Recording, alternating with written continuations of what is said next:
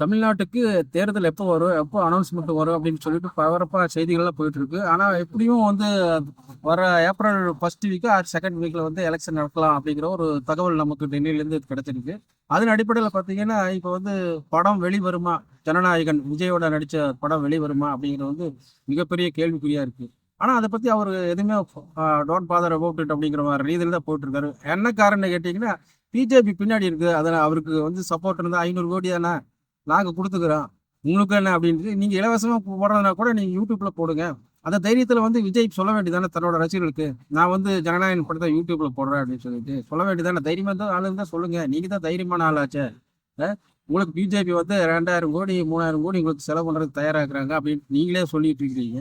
இந்த அடிப்படையில பார்த்தீங்கன்னா, படத்த வெளியிட்டு போங்க. உங்க ரசிகர்களுக்கு நீங்க ஒரு தீபாவளி பரிசு குடுத்த மாரி இருக்கும்ல. பொங்கல் பரிசு குடுத்த மாரி இருக்கும்ல. அதனால விஜய் நீங்க வந்து ஒண்ணா மக்களுக்கு மக்கள் சேவை செய்றேன் அப்படிங்கிற மாதிரி சொல்லிட்டு தத்தி தடுமாறி எல்லாம் வச்சுட்டு இருக்க வேண்டாம். தயவு செய்து நீங்க உங்களோட உண்மையான முகம் என்னங்கிறது வந்து போக போக தெரிஞ்சுட்டு இருக்குது. நீங்க தேர்தல் வரைக்கும் தாங்குவீங்களா அப்படிங்கிறது கூட கேள்விக்குறியா இருக்கு. அது வரைக்கும் தாங்க மாட்டீங்கன்னு நினைக்கிறேன். 2026 எலெக்ஷன் முடிஞ்ச உடனே நீங்க வந்து சினிமாவும் இல்லை, அரசியலும் இல்லை, ஜீரோ விஜய் அப்படிங்கிறத ரேஞ்சில் தான் போக போகுது.